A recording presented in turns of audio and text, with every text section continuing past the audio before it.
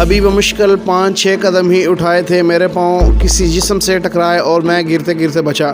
اندھیرے ہی میں نے جھک کر جائزہ لیا، یہ کسی عورت کی لاش تھی۔ قتل تازہ ترین نظر آ رہا تھا، جس کا اندازہ مجھے اس کی جسم کی گرمی سے ہوا۔ یقیناً یہ شاردا ہی کی تھی۔ چیخ کا مطلب بخوبی میری سمجھ میں آ گیا۔ میرے پیش رو نے اسے خنجر کا نشانہ ہی بنایا۔ آدمی یا تو اناڑی تھا یا پھر جلدی میں اس نے صحیح پوزیشن نہیں لی تھی، ورنہ اس کے منہ سے کبھی آواز نہ نکلتی اور بنگلے کے مختلف کونوں کی کھدروں میں چھپے باقی شکاری بھی ہوشیار نہ ہوتے۔ میں بڑی پھرتی سے لمبے لمبے ڈاک بھرتا اس کمرے کے دروازے تک پہنچ گیا، جس کے آبرو وہ شخص شاید پنسل ٹارچ روشن کیے کسی اپنے کام میں مصروف تھا۔ اب میں دل کی دھڑکنوں کے اس کے باہر نکلنے کا منتظر تھا، کیونکہ کسی بھی لمحے موجود باقی لوگوں کے اوپر آنے کے امکانات موجود تھے، اور بالکنی والے دروازے کی مضبوطی کا مجھے بخوبی اندازہ ہو گیا تھا۔ 2-3 اور دھکے اس کے کیل قبضے اکھاڑنے کے لیے کافی تھے۔ اندر داخل ہونے والا اتنی افراتفری اور جلدی میں تھا کہ اس نے دروازہ بند کرنے کی زحمت بھی نہیں کی۔ اس کی پنسل ٹارچ کی رینگتی ہوئی روشنی کی لکیر یہاں سے بخوبی دکھائی دے رہی تھی۔ دروازے کے کونے سے ایک ہاتھ میں مضبوطی سے خنجر پکڑے اس کے باہر آنے کا انتظار کر رہا تھا۔ اس انتظار کی شدت نے میرے اعصاب تڑکنے لگے تھے، کیونکہ دوسری طرف اب سیڑھیوں سے اٹھنے والے شور کی آوازیں بھی صاف سنائی دے رہی تھیں۔ اندر موجود شخص نے بھی، جس کے کان یقیناً میری ہی طرح باہر سے آنے والے آوازوں پر لگے ہوئے تھے، یہ شور سن لیا تھا، کیونکہ اب وہ تیزی سے باہر آ رہا تھا۔ شاید گوہر مقصود اس کے ہاتھ لگ گیا ہو۔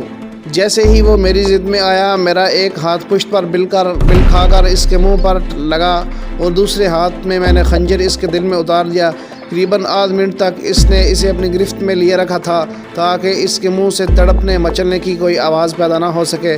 اس سے زیادہ اس کے زندہ رہنے کے امکانات نہیں تھے، کیونکہ خنجر ایک سریع الاثر زہر میں بجھا ہوا تھا۔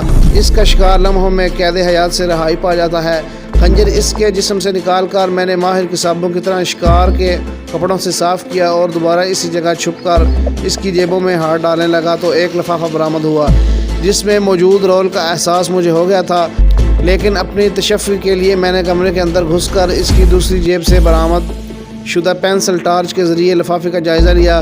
اس میں موجود مائکرو فلم دیکھ کر مطمئن ہو گیا۔ میں نے لفافہ فوراً جیکٹ کی جیب میں محفوظ کر دیا۔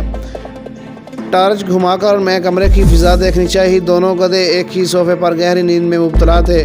ان کے سامنے میز پر رکھی شراب قریباً 2 خالی جام بھی دکھائی دے رہے تھے۔ شاردا بیچاری اپنی سی کر گزری تھی۔ ابھی میں نے ٹارچ بجھا کر ایک کونے میں پھینکی ہی تھی، دھڑ دھڑ بالکنی کا دروازہ ٹوٹنے لگا۔ آواز سنائی دی، جس کا مطلب تھا دشمن سر پر آ پہنچا ہے اور اس طرف سے فرار کی راہیں بھی مسدود ہو گئی ہیں۔ میں نے فوراً کمرے کا دروازہ بند کر کے اندر سے لاک کیا، جیب سے مضبوط ڈوری نکالی، میز پر کھڑے ہو کر اسے پنکھے میں پھنسا کر اس کی مضبوطی کا جائزہ لیا اور دوسرا سرا کھڑکی کے راستے باہر پھینک دیا۔ اس کے ساتھ ہی دروازہ ٹوٹنے کی آواز آئی اور بالکنی دوڑتے قدموں کی آواز سے دھمکنے لگی۔ میں ان کی آمد سے پہلے ہی باہر لٹک چکا تھا اور بڑی مہارت اور تیزی سے دیواروں پر پاؤں جماتا نیچے آ رہا تھا۔ میں نے واپسی کے لیے وہی راستہ منتخب کیا تھا جہاں سے میں اندر داخل ہوا تھا۔ خیر یہ گزری کہ ابھی اس طرف کسی کا دھیان نہیں گیا تھا اور کمرے میں کسی کے داخل ہونے سے پہلے ان کی طرف ان کو خیال کرنے کا موقع ہی نہ مل سکا۔ میں نے بڑی تیز رفتاری سے دیوار پھلانگی اور اس بنگلے کے خاتمے پر اس کا ڈسٹ بن تک پہنچ گیا، جو میرا ڈیڈ ڈراپ تھا۔ اس ڈسٹ بن میں کالونی کے لوگ کچرا وغیرہ پھینکتے تھے اور اس کے کونے میں میرے ساتھیوں نے چھوٹا سا بظاہر نہ دکھائی دینے والا گڑھا کھود رکھا تھا۔ یہی ڈیڈ ڈراپ وہ جگہ جہاں جاسوس کوئی ڈاکومنٹ وقتی طور پر چھپا دیتے ہیں اور ان کا دوسرا ساتھی وہاں سے حاصل کر لیتا ہے، مقرر ہوا تھا۔ میں نے لفافہ گڑھے میں رکھا اور قریباً رکھے ہوئے پتھر سے اسے ڈھانپ دیا۔ یہاں زندگی صبح 9 بجے کے بعد ہی بیدار ہوا کرتی ہے اور مجھے علم تھا کہ الگ صبح ہمارا کوئی ساتھی جو گنگ کے بہانے گھومتے ہیں اس طرف آئے گا اور وہ گوہر مقصود یہاں سے حاصل کر لے گا۔ شاید اندر ہونے والے ہنگامے کی آوازیں باہر نہیں تھیں، یا پھر یہاں کسی کے پاس ایسی آوازوں پر کار دھرنے کی مہلت ہی نہیں تھی، کیونکہ کسی بنگلے کی کھڑکیوں سے ابھی تک اس طرف کسی چہرے کو جھانکتے ہوئے میں نے نہیں دیکھا تھا۔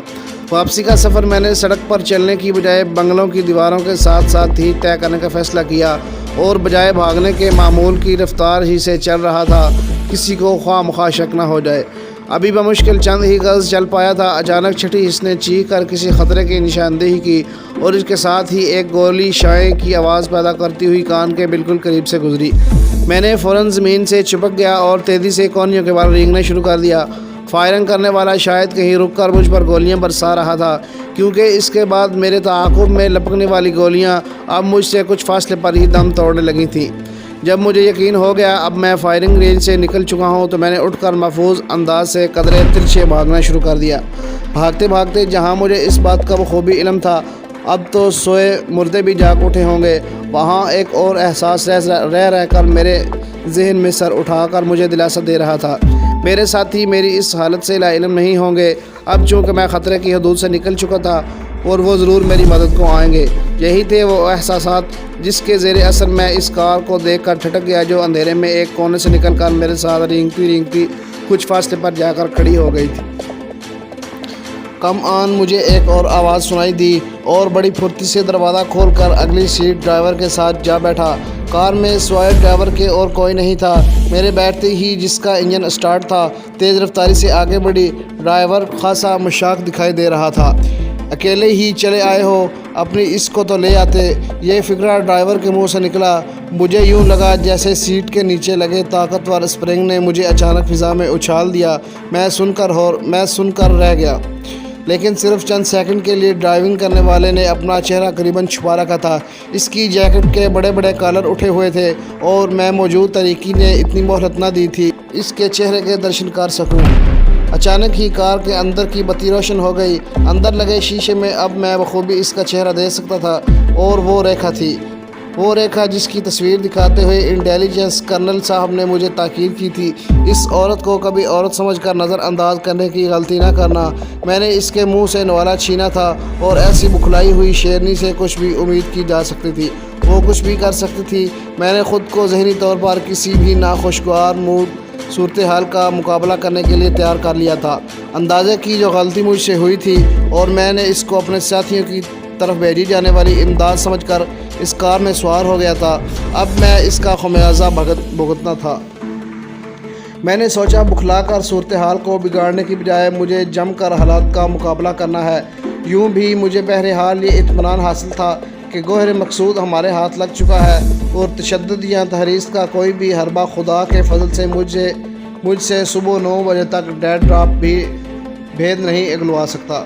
ارے واہ، میں نے چہکنا چاہا، اس طرح اچانک ملاقات میں کبھی کبھی کتنا عجیب خوبصورت لگتی ہے۔ صرف عجیب خوبصورت نہیں، اس کی آواز قدر سنجیدہ تھی۔ کیا مطلب؟ ریکھا دیوی، میں نے ہوا میں تیر چلایا، وہ اپنی پہچان پر بکھلائے جائے۔ عین اس لمحے ایک رائفل کی ٹھنڈی نال گردن سے آ لگی۔ مسٹر زیادہ چلاکی مت دکھائیے، پچھلی سیٹ سے کسی نے وارننگ دی۔ آپ کی تعریف۔ میں نے ابھی گردن کو ذرا سا ہی خم دیا تھا، اچانک نالی کا دباؤ میری گردن پر بڑھ گیا اور مجھے اسی پوزیشن میں واپس آنا پڑا۔ یہاں زیادہ جوکر بننے کی کوشش نہ کرنا مسٹر، جو کوئی بھی تم ہو، اگر کسی خوش فہمی میں ہو تو مبتلا ہو تو کوشش کر کے دیکھو۔ ریکھا کی پھنکار مجھے سنائی دی۔ مجھے تو کوئی خوش فہمی نہیں مس، لیکن آپ کو غلط فہمی ہونے لگی ہے۔ Shut up! پیچھے بیٹھے غنڈے نے میرا فکرہ مکمل ہونے سے پہلے ہی مجھے ڈانٹ دیا۔ یار تم کیوں بیچ میں بولتے ہو؟ میں جانتا تھا مجھے فی الوقت مارنا نہیں چاہتے۔ اگر ان کو اس بات کا علم ہے کہ میں نے ہی مائکرو فلمیں اڑائی ہیں تو وہ مجھے ہر صورت زندہ رکھیں گے، کم از کم اس وقت تک جب تک انہیں فلمیں نہ مل جائیں۔ یہ صرف بولتا ہی نہیں، ہاتھ بھی چلاتا ہے، اس نے اس مرتبہ ریکھا نے جواب دیا۔ اچھا، میں نے بڑی حیرت ظاہر کرنے کی ایکٹنگ کی۔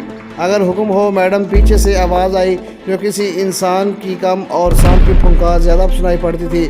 اگر اس کتے کو اتار دو ہم ڈھنگ کی بات کر پائیں۔ میں نے اسے تیش دلانے کا حربہ آزمایا۔ ہمارے معاملے میں ٹانگ اڑانے کی کم از کم سزا موت ہے اور تم نے جو اپنی موت کو دعوت دی ہے۔ اس نے میری بات کا جواب دینے کی بجائے مجھے بشارت دی۔ اس کے ساتھ ہی اس نے ایک پاؤں سے میرا پاؤں دبایا۔ میں اس کا مطلب بخوبی سمجھ گیا، شاید وہ اکیلی ہی سودے بازی کے چکر میں تھی۔ میرا ہوا میں چلایا ہوا تیر عین نشانے پر لگا۔ فی الحال تو مجھے اس کے ساتھی سے نجات حاصل کرنا تھی۔ کیسا معاملہ؟ کس کی ٹانگ؟ میں نے بڑے تمسخر سے کہا۔ ابھی جان جاؤ گے، ریکھا بولی۔ اگر ایسے پلوں کے سر پر اکڑ رہی تو ضرور سمجھ پاؤں گی۔ میں نے فضا ہموار کی۔ مسٹر، تم مجھے تیش دلا رہے ہو؟ میں اکیلی تم جیسے 10 گدھوں کو اپنے تلوے چاٹنے پر مجبور کر سکتی ہوں۔ اس کی آواز میں رات کڑکنے لگی تھی، بڑی شاندار اداکاری کر رہی تھی۔ میں جانتا ہوں تمہیں پتلی بائی سٹیل گھاٹی انڈیا کی مشہور ڈاکو عورت، میں نے اسے چڑھایا۔ شٹ اپ، میں تمہاری زبان گدی سے کھینچ لوں گی۔ یہ کہہ کر اس نے اپنے بائیں ہاتھ کو گھمایا اور زوردار تھپڑ میرے منہ پر جڑ دیا۔ میرا ہی خون کھول اٹھا، لیکن ضبط کرنا پڑا، یہ بھی ڈرامے کا حصہ ہی معلوم ہوتا تھا۔ اس کے ساتھ ہی کار کی بریک چرچرائے اور گاڑی رک گئی۔ تم نیچے اترو اور اڈے پر پہنچو، میں خود اسے لے کر آتی ہوں۔ اس نے پیچھے بیٹھے اپنے ساتھی کی طرف گردن گھما کر اسے حکم دیا، لیکن دیوی جی، اس کے ساتھی نے ہلکا سا احتجاج کیا۔ Shut up and get out, Rekha کی آواز میں چھلکتے کہہ نے اسے مزید کچھ کہنے کی مہلت نہ دی، اور وہ اپنی رائفل سمیت نیچے اتر گیا۔ اس کے ساتھ ہی کار تیز رفتاری سے آگے بڑھی۔ क्षमा کرنا، اس کے اترنے کے ساتھ ہی اس نے معذرت کی۔ اوہ کوئی بات نہیں، اپنے دھندے میں سب چلتا ہے۔ میں نے بے شرمی سے دانت نکالے۔ کس کے لیے کام کر رہے ہو؟ اس نے فوراً مطلب کی بات پر آتے ہوئے سوال داغا۔ اس کے لیے میں نے پیٹ پر کچھ اس اندازے سے ہاتھ مارا کہ وہ بے احتیاط کھلکھلا کر ہنس پڑی۔ خیر چھوڑو، میں نے بھی کیسی بات پوچھ لی۔ یہ بتاؤ مال کہاں ہے؟ میرے پہلو میں۔ میں نے اس کا فقرہ مکمل نہ ہی ہونے دیا۔ مسٹر، ان باتوں کے لیے میں تمہیں بہت وقت دوں گی۔ اس کی آواز اور لہجہ یکسر بدل گیا تھا۔ فی الوقت صرف مطلب کی بات کرو۔ مطلب کی بات تو یہ ہے دیوی جی کہ مجھے سخت نیند آ رہی ہے، اور باقی باتیں کسی خوابگاہ میں نے تماش بینوں کی انداز سے کہا۔